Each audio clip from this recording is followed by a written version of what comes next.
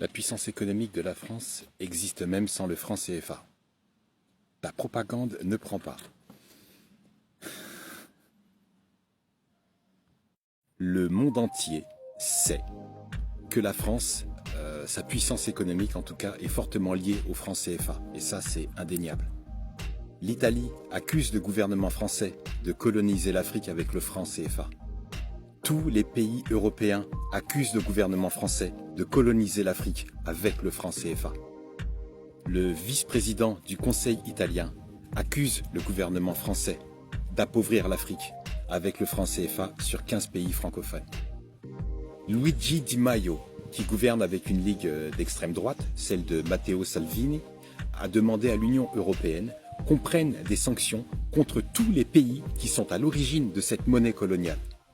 Pour faire simple, cette monnaie tue l'économie africaine. Il y a des gens qui souffrent et qui veulent se barrer du grand continent. Car cette monnaie est à l'origine du drame des migrants en Méditerranée en les faisant partir d'Afrique francophone. Car l'Afrique anglophone est plus puissante et mieux préparée. Et si des gens partent, c'est à cause de pays européens qui n'ont jamais cessé de coloniser plus d'une dizaine de pays en Afrique. Le gouvernement français imprime le franc CFA, le fameux franc des colonies, alors que depuis 2002, on est passé à l'euro. On voit donc le mépris, le manque de respect. Et, avec cette monnaie, ça finance toute la dette publique en France. Si l'Italie tape du poing sur la table, c'est parce que le gouvernement français n'assume pas les débordements migratoires en Méditerranée.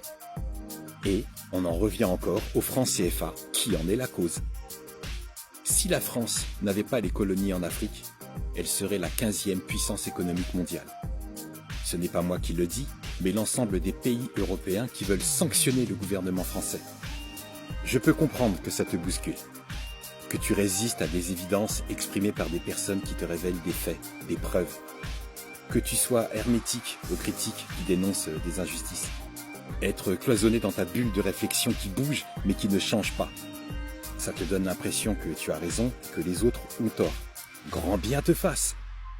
C'est là que tu deviens difficile à gérer les relations. Ton interprétation diverge.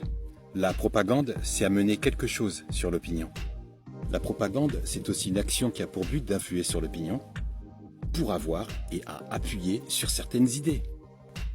Pour ma part, il n'y a aucune propagande, mais la tienne, avec un com catégorique, sans aucun argument et totalement dénué de sens. Et qui laisse croire que tu es bien trop fragile pour débattre sur TikTok. Trouve-toi une activité qui apaisera ton cœur. One love. Peace.